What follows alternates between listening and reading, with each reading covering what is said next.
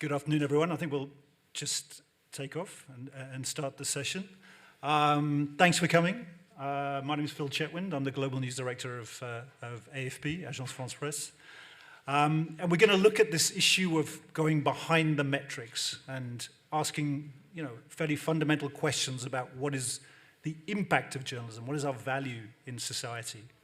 The idea for the session was born out of World News Day, which was something promoted by the World Editors Forum and WANIFRA, to really this feeling of the need to sort of start communicating again about the value of journalism and news.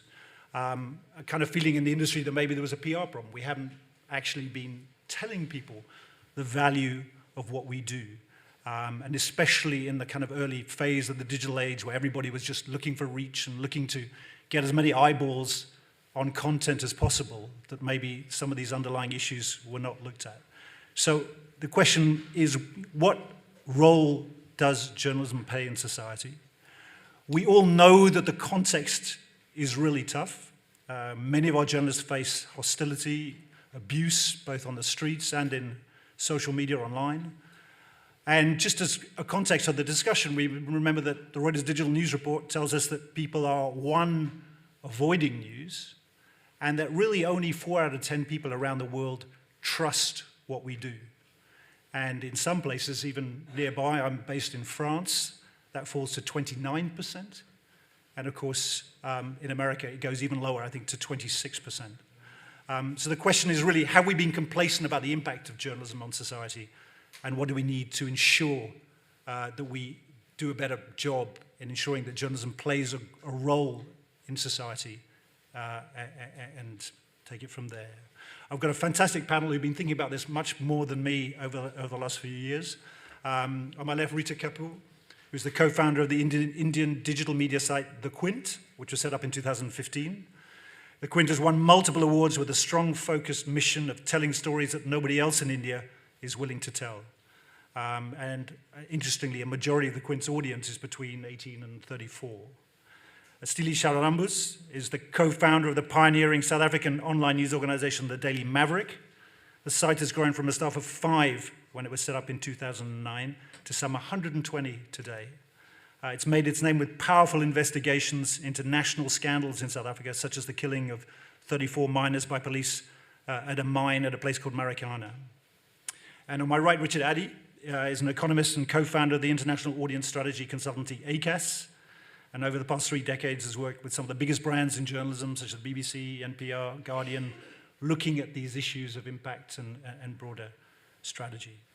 So maybe just to kick off the conversation, I'll turn to Richard. You have been looking at this issue widely across media, old media, new media, for some time. Is it fair enough to say that journalism has been complacent about this issue of impact, and we've slightly taken our role in society for granted? Well, the short answer to that, Phil, is yes. I think about 20 years ago, I was involved when I was at the BBC in a document called Building Public Value. And that was the first time I saw, and I think in the industry, that the notion of public value, impact beyond the eyeballs, beyond viewers, beyond listeners, was explored. And at the time, when we talked about impact with our journalist colleagues, there were looks of disgust, really, because journalism should just be about the journalism. And what was this talk about impact? It was too business-like, etc. Since then, 20 years ago, broadly speaking, revenues from circulation and ads have declined by half, and we'd be lucky if in the next 10 years they don't decline by another 25%. We also see, as Phil just mentioned, news avoiders, but what's concerning us at ACAS, the consultancy I've co-founded, what concerns us is we're beginning to see a decline in the interest in news at a kind of global level. One of the things we do is we track trends in Google Trends and other things, and you're beginning to see, for the first time in 20 years, searches for newspapers and news starting to decline. It peaked in COVID. We all got very excited. We thought news was back. but we're beginning to see a decline. So around all of that, we need to make the case for journalism. The revenues are under pressure. We're now beginning to see eyeballs under pressure. And for some time, I'd argue that we took it for granted that journalism was a good thing. And specifically, areas that audiences have a stronger affinity with, like investigative journalism, took it for granted. But the research I've seen shows that the good news is opinion formers think that. Of course, journalists think that too, but audiences have a much less strong assessment of how impactful journalism is. And then the final thing I'll leave you with is needing ourselves to believe in our own journalism. So there's this great study called the Worlds of Journalism study, looks at 50 countries, asks journalism what they think about a whole range of things. And when it asks journalists whether they trust news media, only about 35% of them think so. So why do journalists not trust journalism? And what's your answer to that? Well, across time, they're beginning to see elements of journalism that they don't like. So we talk about journalism as one thing, but even audiences see investigative journalism as much more trustworthy than, say, entertainment journalism or even political journalism. So it's because there's a variation. We use this term journalism as a kind of holistic thing, but we need to break it down further. Thanks, Richard. Ritu, when you set up the Quints in 2015, obviously you were coming from it, with a pretty strong mission, as many, new media, digital-first media do. And so I imagine this whole issue of impact was, more in your thoughts than perhaps for legacy media at that time. And I'm just wondering, how you thought about it at that point, and also how it evolved over time, how it's evolved since you started. So, just as context, before the Quint was born, we had been broadcasters. We had a massive broadcast network, and we had to exit because of financial issues. But therefore, the mission when we started the Quint was broadcast news in India was targeting a certain audience, which was 40 plus. It was targeting male audiences. And news was seen, journalism was seen as journalists are truth owners or truth holders and not truth seekers. And they are there to then, like the oracle, just give out the information to the audience. And the premise behind the Quint was that now that news is moving, well, in 2015 it hadn't happened, but it will move to handheld devices. It's now time to engage the young who are interested in current affairs, only nobody is putting together news in a vocabulary or in visual formats where the young want to participate in, which is different from consuming it. And the view also was that it's all going to move to very visual, but it's not going to be the same visual language as that of broadcast. It's not going to be the same text language as of print. And so that was the mission. We were born as just a Facebook page, and the idea behind first being born as a Facebook page was also because the technology was taking very long for our CMS to be built out, but also because we wanted to see what is the impact of what we are doing to a large audience to begin with. We wouldn't have had that large audience had we started the website first. And that 1 month of just being on Facebook did two things. A, it put our brand out there. There was no way we could have even thought of competing with legacy brands, without social media as your marketing platform. But it also gave us a sense of how the young are reacting and responding to the kind of pieces that we were doing. We realized that one of the things that we had wrong in our heads was that you got to put news in the BuzzFeed sort of format for the young to interact with it. We realized that younger audiences were very seriously wanting to engage with pretty solid, even long-form news content. And so that sort of was the first response of impact of what we were doing, and then evolved basis that. After that, since the political situation in the country and the cultural, the religious chauvinism, and I'm sure all of you are aware of what's going on in the country, in India, when that changed, we actually moved from looking at our impact very differently. Today, we don't look so much at page views, unique views, but what is important is time on page. What is important is depth of consumption with tools like Chartbeat.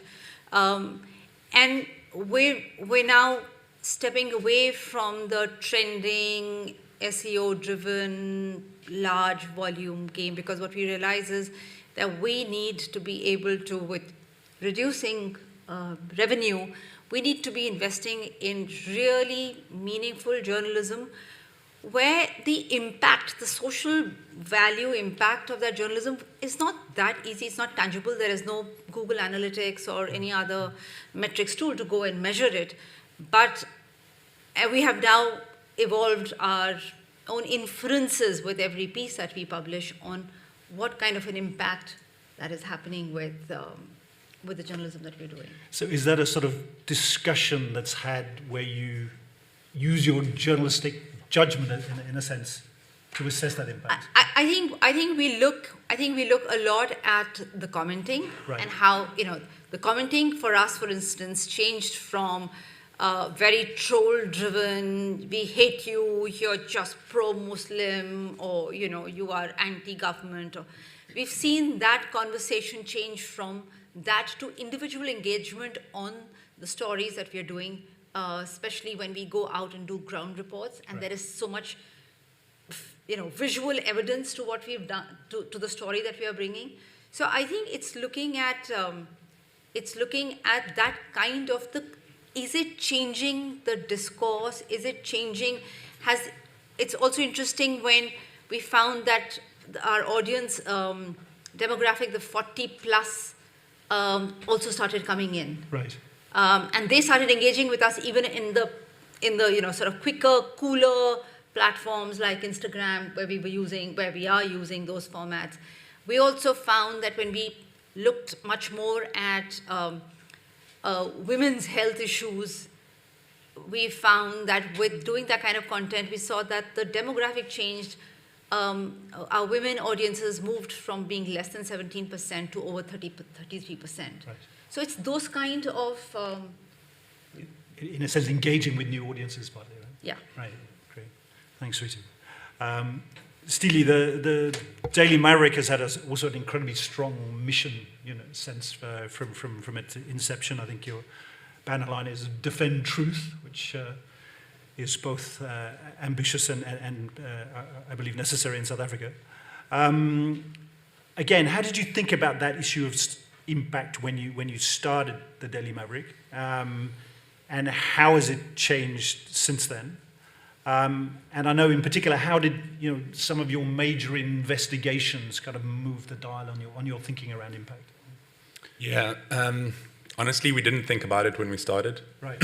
It wasn't really in our lexicon when we were thinking about getting it going. We really just wanted to bring magazine quality features to the internet when all the good writing was being put behind paywalls or kept for print publications. And as the industry started crumbling, as people started leaving journalism, as organizations became corrupted by politically compromised individuals, all of this was happening around us, and corruption was starting to seep into all parts of the organs of the state. And it became clear that we were needed to respond to what was happening by becoming more focused on creating the kind of impact that journalism can do in a country riddled with so many issues. And so it evolved, and Marikana, as you mentioned, was a huge turning point for us when we saw what was coming out through the wire, South African version of the wire that was feeding into all the other outlets, and what was going on the ground that we were seeing. We had people on the ground who were seeing something completely different to what was being picked up and then being distributed and then being run in all the news outlets. And so we realized that we were almost on our own in terms of covering this properly. And so that really affected how we needed to think about changing, how to become more impactful in our work, and from that, and then got more and more into investigations, which started having bigger and bigger societal impact, like at the top levels of government, and sort of culminated in Defend Truth, picking that up a few years ago, as it came under attack everywhere in the world, not just in South Africa, and so we got gradually better and better at thinking about this, and I think where we get to now is that we really are in a place where we talk a lot about measuring what matters, but in order to do that, we have to figure out what it is that matters, defining it, what is important to us, what is journalism for, what is the vision of the organization that sits on top of that, and how that influences our goals, and even with impact, like what is the impact that we want to achieve in the world, and not just thinking about it as a reactive reporting element, but sitting down before we start creating, before we start planning and setting those goals and saying, well, what are the policy changes or what are the societal impact changes that we'd like to see in the world? And then work towards that and work backwards to make those things a reality. And so that started becoming a bigger part of our process, and I'd say spending a lot more time thinking about that and being more conscious of that in the last couple of years. And if I'm right in thinking, you've actually sort of developed a process, right? When you start to look at stories within each team to try to think about impact of each individual coverage before you do it? Yeah, so a good example of that is when we launched our climate change and environmental crisis reporting team, and their vision was to raise the awareness of the crisis in a country like South Africa, where we have so many other problems to worry about on a day-to-day basis. And when we started what the world worries about, the Ipsos report, only 3% of South Africans were worried about the impact of climate change. Now, this is in a country where there's at least one province running out of water at any given time. The biodiversity impact and the loss there, the impact that it will have on food security for us is massive. And so it was how do we, the awareness really needed to be increased with regards to this problem. And so we launched this team. It's the biggest climate change reporting team in the Southern Hemisphere that I know of. And from that, 3 years later, that number has now risen to 12%. I don't take pride in adding more anxiety into the world, but awareness is the beginning, is the start of change, right? And so, we can probably lay claim to some of that rise, given the work that we've done and having a dedicated team. And so, but having that goal up front, stating that as the vision that the team wanted to achieve, and then working backwards to figure out, well, in order to do that, we need to have these amount of resources. We need to cover these areas, which we did in conjunction with a research project with Wits University. And so all of that helped us plan what we were going to do and be more proactive, rather than just letting our efforts be reactive to a news cycle. And then do you record that and sort of interact with that information with your audience, with your readers? Yeah, so we will do it in multiple ways. With our audience, we'll try and obviously through the reporting that we do, they'll see that, but then we also use that in our reader revenue program, a voluntary membership program. And so we'll take the impact of that work and we'll clarify it, and we'll be explicit about the benefits that arise from that impact. And then we'll filter that back to people and say, look, these are the benefits that accrue from the impact of the work that we're doing. We want to do more of it. We need your help to do that. So join our cause, and we will be able to do that. And so it comes in through, acquisition marketing for our membership program, and then obviously being able to share that in places like this. Ritu, did you have those similar conversations in the newsroom ahead of reporting stories, that everybody actually among the journalists sits and thinks, hang on, these stories we're going to work on, what's the point of them, what's the impact of them? Is that a conversation you can have? I think that's a conversation that I don't think we set out with every story saying we must do this story because it will have X impact. I think some stories need to be told, especially since we pride ourselves in going out and getting the stories that nobody else is really willing to touch anymore in the country.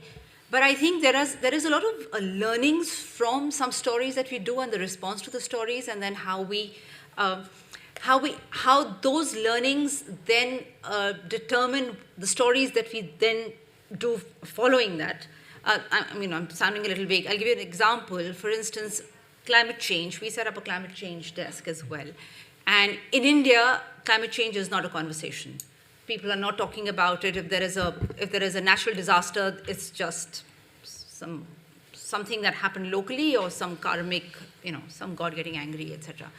The important thing we discovered is that when we were doing climate change and that our audiences were urban, and when we were going and investing a lot of resources in going and getting stories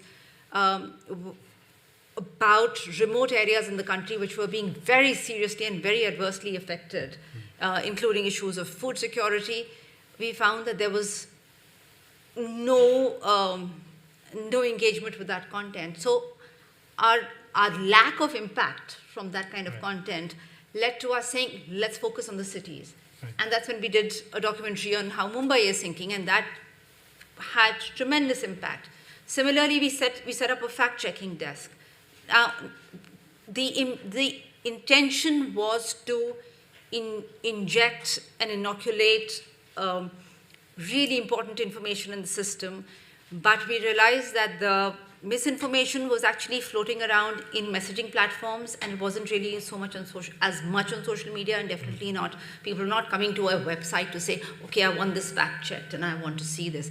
So for us, the impact again was we opened ourselves saying anyone among our audiences who comes across anything that's slightly suspect, that they think needs to be fact checked, share it with us, we'll fact check that. Now for us, a measure of the impact is the volume of the number of people who write in every day now, right, who are now aware of the fact that what they come across as posts on messaging platforms could be misleading, and the fact that they now think it's worth their while to come to us to get that checked. Or even if they don't do that, the fact that we have now put that thought out there. Similarly, if you're able to, through our election coverage, get people to make more informed decisions on who their vote goes to. Now it's immeasurable impact. Sure. So it's sort of where your journalism leaves the newsroom, and there's a sort of physical interaction with the people on the other end, as it were. Right, virtual interaction, but yeah. Yeah, sorry, yeah. Virtual interaction, yeah. You're right. Yeah. Richard, you've looked specifically at developing impact frameworks, right? That you've worked with your clients. There's something more, I guess, mathematical or mechanical.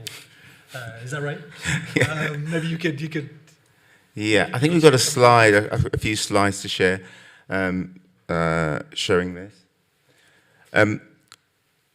Basically, through my time at the BBC and then working with other news organisations, The Guardian, and with the Gates Foundation, who've invested a lot in this space, we've developed a kind of way of trying to get all news organisations to codify what you know, to start to measure it, and to put some structure around a lot of what you do. And the fundamental thing, and I think actually the exciting thing, is that we find time and time again that journalists and news organisations underrepresent or undercount the impact that they're having.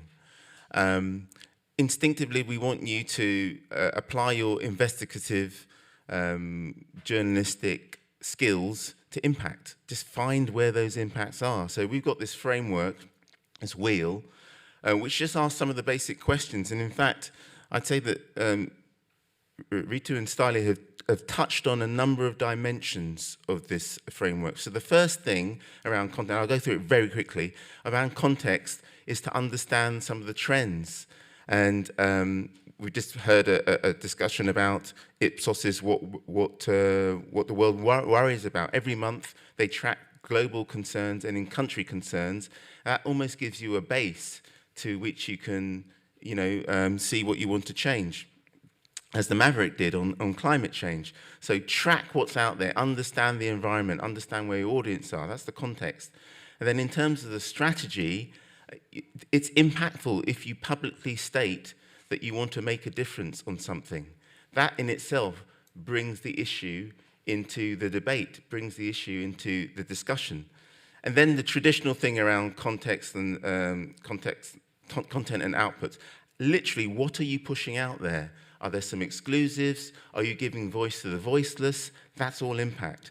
And then typically when we talk about impact, we talk about the short-term things, which are the impressions and clicks and all those kind of things. It's still important to track them because they're very aligned to your revenues, etc.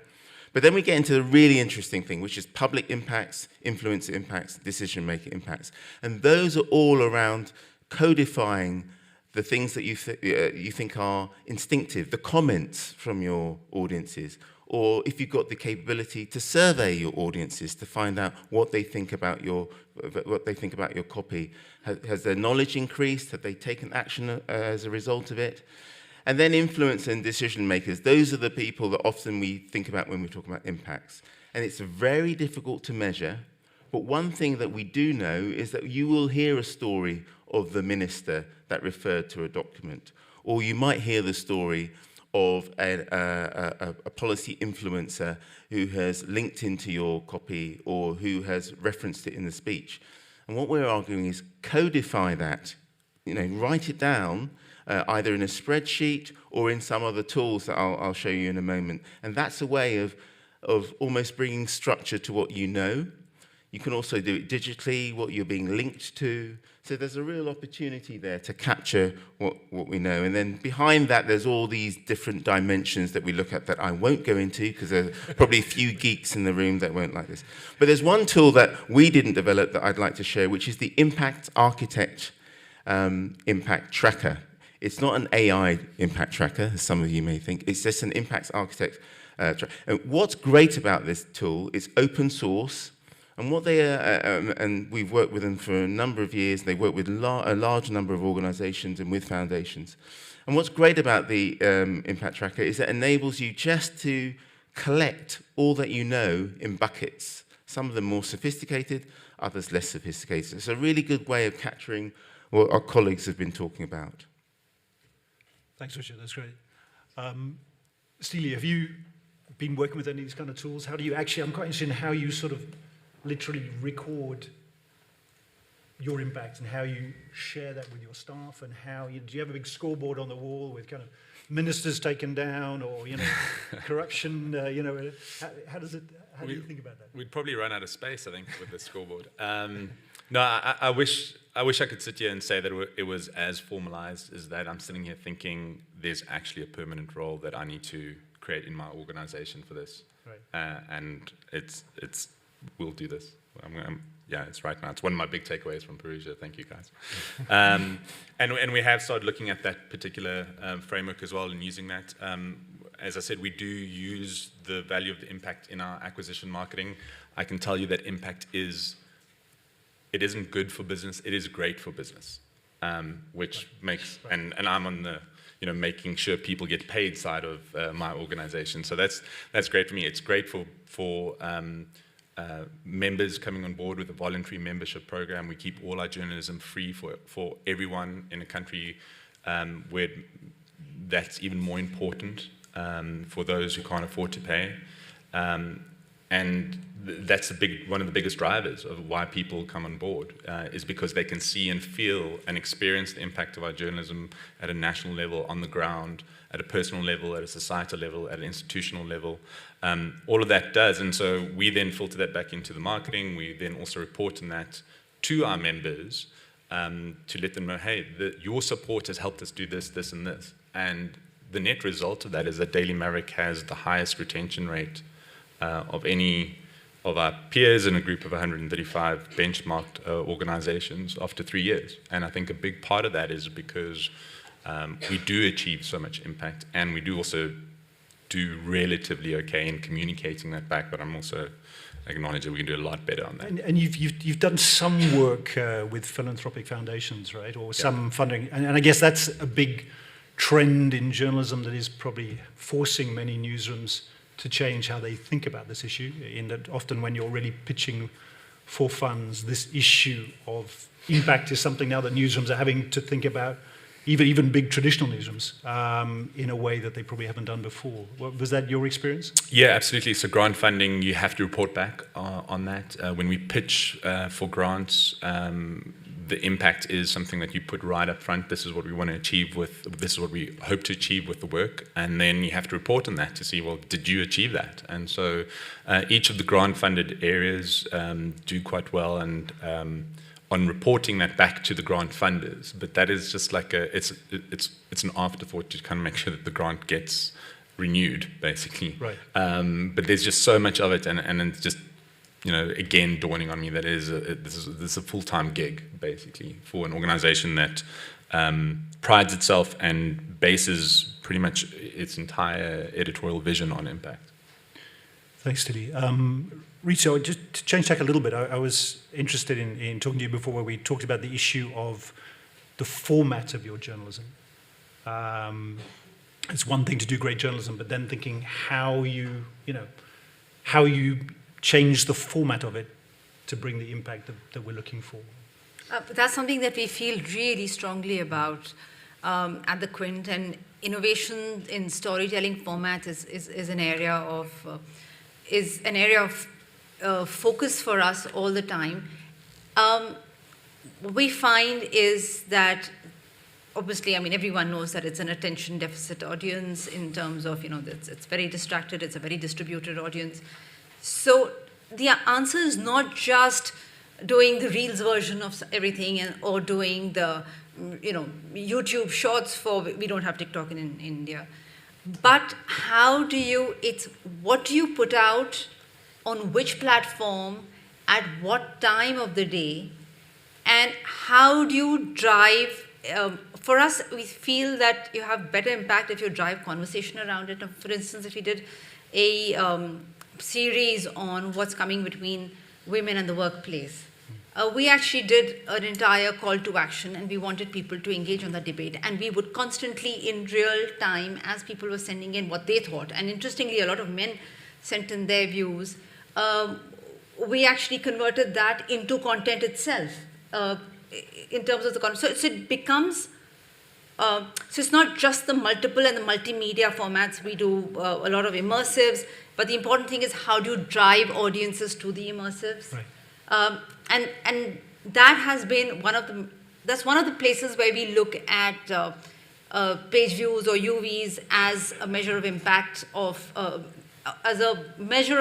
because we did this innovation in storytelling, and it led to so many more people at least coming and consuming that. Yeah. But there are larger things, like when you're pushing for policy change, for instance, I won't get into what it was, but there's a huge issue of electoral bonds, which we did investigations until it became an issue in the parliament, and it's now in the Supreme Court. So there hasn't been a change, but at least it's brought the conversation up. But again, something as complex as electoral bonds, the government claims are anonymous, but they are not. It's a very complex technical thing. So there was a huge challenge on how do you, without dumbing it down, how do you make that content accessible? Right. So that's the kind of thinking that's happening around every piece of content that we're doing. Sure. And Styli, I was interested in terms of when you think about formats. You recently, you started off entirely online, and then you actually went to some paper. Yeah. Right. Yeah. Which I'm interested in the thinking behind that, How did that enter in the conversation? Yeah, I think the headline at the time was madder than a bag of snakes, launching a print publication in the middle of COVID, and that was probably true. We had a hypothesis that it wasn't the medium that was problematic, It was that irrelevant, poor quality journalism on the medium was the problem. And once we tested that, then we had the confidence to go ahead and launch. And so we're 2.5 years into that, and it's the only newspaper that's growing in the country. It's almost broken even, and so we're very happy with the results to date. And so it's just another, but we've done it in an incredibly lean and smart way. And again, just thinking about the needs of the people that we're serving, and why they want to lean back with their reading experience of the news in that way. But yeah, and then just to add just a point on measuring the impact. Yeah. Quickly is obviously with investigations, it's a lot easier to remember and write it down and use that in whatever shape or form. It's a little bit harder when it's coverage and maybe it's analysis reporting that goes out, and you're not quite sure when or how it happens, and so that's a lot harder to do, and so you have to rely on different methods to do that, right? And sometimes you have to really go work hard to go and find that and inquire and survey and hope for feedback and comments and so many different ways, and I think that adds to the difficulty of being able to measure and report on it, and then also make a thing of it.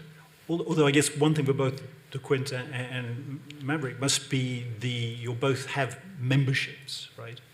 Which, differently from subscription, must give you that sort of much more raw feedback, I guess, or raw interaction with your audience, or validation from your audience. Because there's a difference between having a member who's buying into what you're doing and a subscriber, right? Absolutely. I mean, we talk about, even the words we use in the marketing are very different. This isn't about getting access to content. It's about joining a cause and having a voluntary membership program where there is no paywall, where it's unrestricted. It is the rawest form of feedback that you can get, because people will only join if they believe you are achieving that impact and working towards your vision and mission. And because they can cancel at any time, the minute you stray from that, then you're just going to see people leaving in droves. And so it's this great check that we have on staying true to what we're trying to achieve with that, and to keep fueling that. And as more and more people come on board, we can do more of it and stay true to that. And so it's really great model for us and the type of work that we want to do, and also helps protect us from future risks around the work that we do as well. Ritu, have you had similar experiences with membership? Yes, because apart from membership, which is a straight-up membership, if you believe in the kind of journalism we do, please come and help us, support us financially and in terms of ideation. But we also have another model where we say, okay, this is the next story that we're going to do, if it's a special project or a big investigation, and transparently say this is how much it's going to cost us, but more importantly say this is why we're going to do it. And a clear sense of impact from both before we do the story and the kind of support that comes in, and the support that comes in after we put out the story, gives you a sense of which kind of projects matter to people who are not members yet but are willing to support a campaign. Right. It's really a conversation with us. We do these regular brainstorming sessions, and the idea of building a climate change vertical actually came out of the members telling us this in a session, saying we'd like to support you more should you focus on climate change. So there is that's a trend we're seeing, right? With the kind of news organizations that are building memberships are the kind of organizations that are having bigger impact in journalism. Yeah, because when you start down the membership model beyond subscription, membership is by definition you're trying to have a deeper relationship with your audiences. So when you start that journey, it's a corollary of it that you need to understand what your members want. You have a much more of a two-way conversation, and invariably members want to know much more about news production? How did the story come about? And to build that relationship, you're increasingly sharing the difference the stories are making. So yeah, it's a very strong trend in terms of impact understanding. So if I could just, come in here. So for us, a member is not just somebody who pays a certain amount of money. If you become a citizen journalist with us, then you become a member. If you participate in our fact-checking process with us, then you become a member. So, and the citizen journalism bit in terms of impact is very interesting because, we help the citizen journalist put the story together visually, etc., to tell it. But when, and India is sort of large and very, very diverse, but it's interesting in terms of impact when a citizen journalist from the north of India comes up with an issue with water. Suddenly there's a resonance from various other parts of the country saying, I'd like to be a citizen journalist because I have a similar problem in my part of the country. So there is the community building. Also, our members can write opinions on the site. So you write an opinion, you also get to become a member. So it's not so much a transactional relationship for us. And Styli, do you have that physical interaction with the audience in that same way? People who contribute either to the journalism through ideas, through fact-checking, citizen journalism, meetings? Yeah, absolutely. One of the first things we do when people sign up is we ask them if they have a superpower and if they're willing to share that superpower with us and be on our database for when we might need them, either as a source, as an expert, and we often ask them for suggestions for panels, and even have had our members as experts in their field host panels at our events as well. And this really came to the fore in COVID, where I think 2 or 3 people on the government's council response to COVID were actually Maverick insiders on our membership. So we had access to the top minds leading the policy of COVID response in the country. And so engagement with our members has been incredible beyond just the financial transaction. I really love the idea of the citizen journalists being members, by the way. And then finding different ways to do that. And I think there's so many more ways we can do and we hope to do. But interestingly enough, it was also the Trojan horse by which we got engaged journalism into the newsroom. Because it started out in the membership team, which was a new team, and we could design it in the way that we wanted. And as these practices started becoming more fruitful and people noticing it, it was easier to then introduce more engaged journalism into the newsroom. And we have this really successful newsletter now called Your Questions Answered, where we'll put out questions around a theme. It'll come back, we'll categorize them, and then we'll go out and then create the journalism in response to those questions. And I can tell you that the open rates on that newsletter are like some of the highest, 60-70%, and that's to a big, large audience. And the kind of journalism that is created off the back of that is so much more relevant. People appreciate being part of the process, and it also helps us stay in tune with the needs of the people that we claim to serve. Richard, going back to our sort of the way we framed the session at the beginning of a sort of these profound questions about role of journalism in society, do you think there are elements for optimism of sort of the way we're re-engaging? Oh, definitely. I think on 2 levels really. There's the granular level of news organisations getting that sense of impact is important.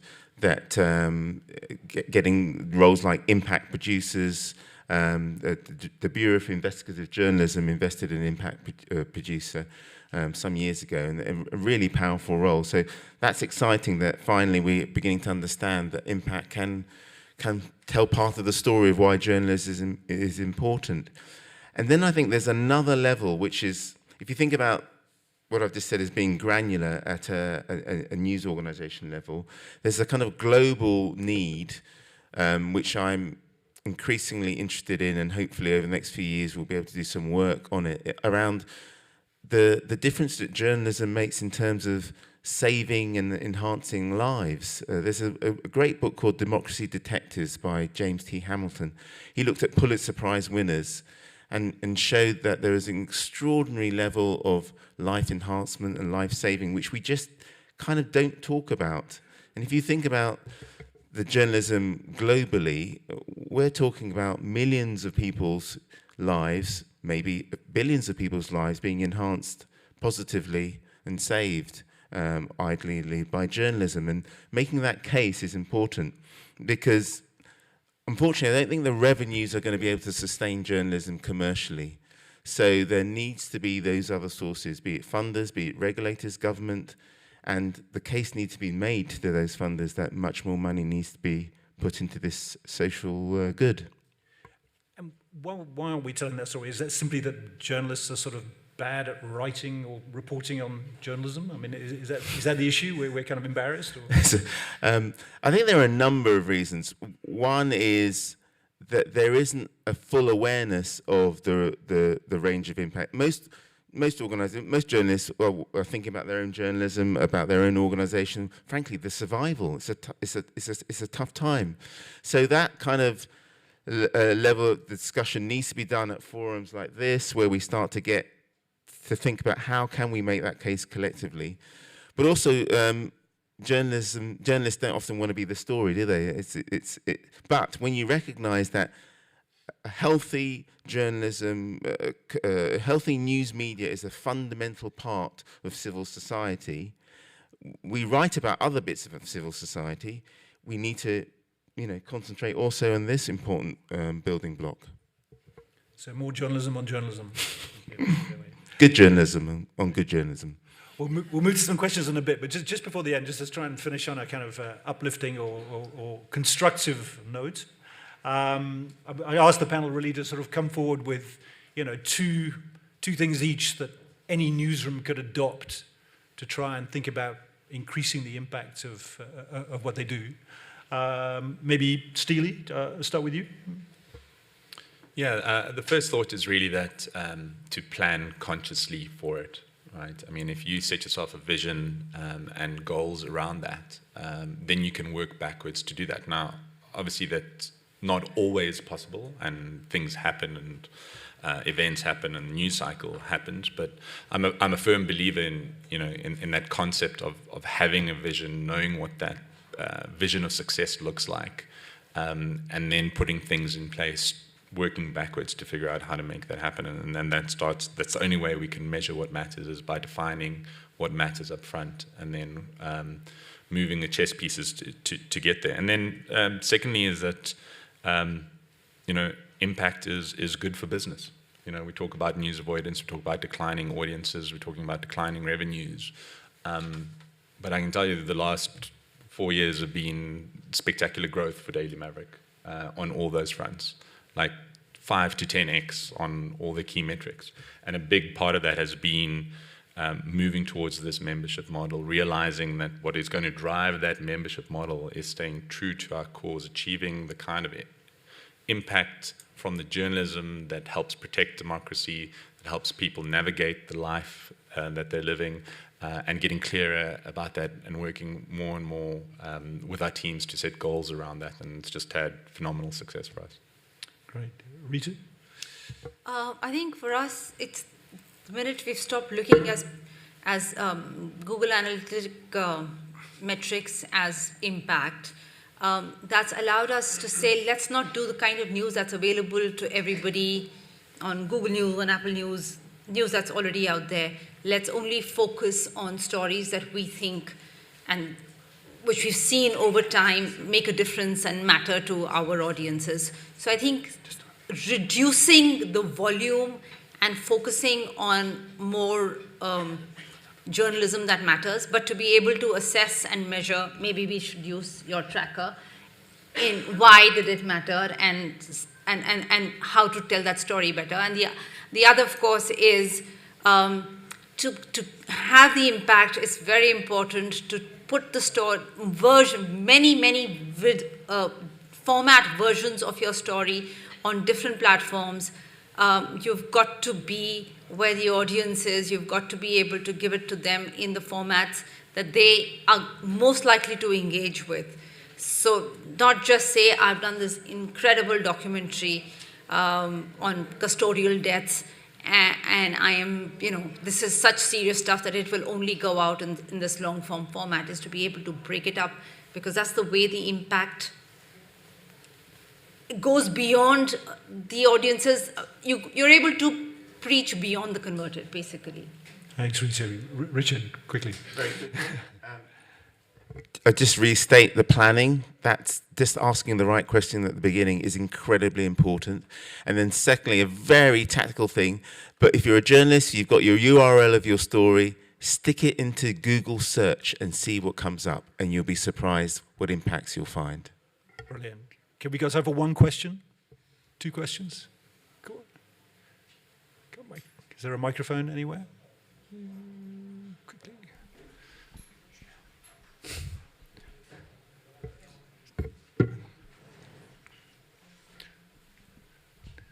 Another thing to do is to question the algorithm.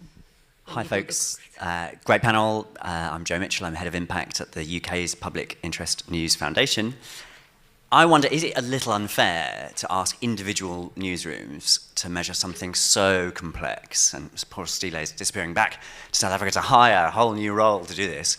Are there ways that we can collaborate, that everyone in this room can collaborate together to sort of prove that our societal impact as a sector, if you like? I'd say we can do both. It's possible to measure impacts at an individual level, but collaboration, I completely agree, would be great. I'll do one more question.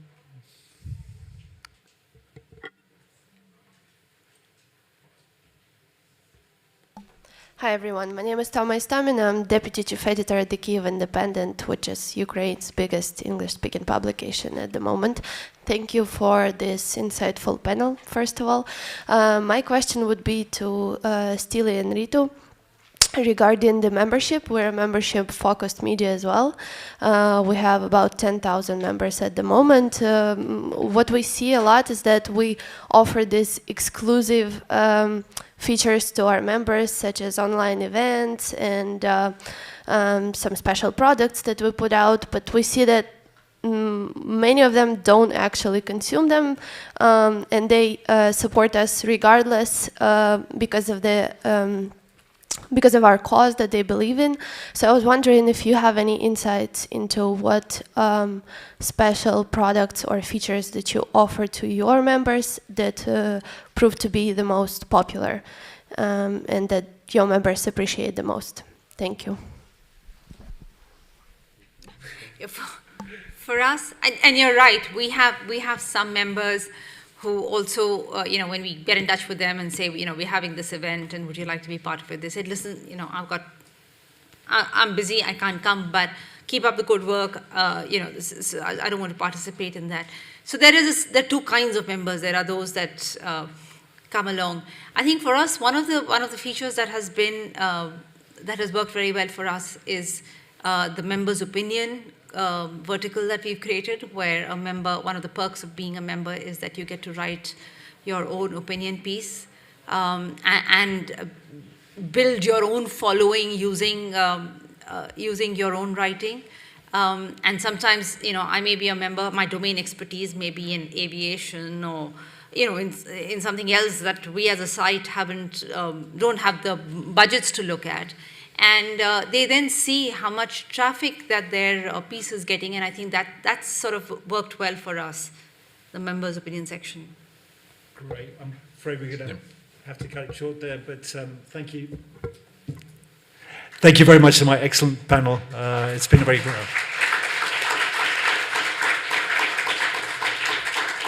Thanks, everyone. That's been so much fun. I forgot that the questions were. The questions were at 40 instead of 50.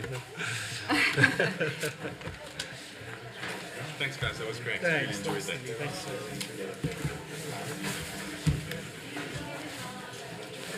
When are you here till? Tomorrow, heading back tomorrow. You're sitting. I apologize, but I have to ask you to quickly leave the room because we have to sanitize everything and prepare for the next event. Yeah. Thanks. Yeah. I'm going to show you that format. Yeah, I'd love that. Yeah. Yes. Thank you. Thanks, Phil. Thanks so much, Richard. Thank you.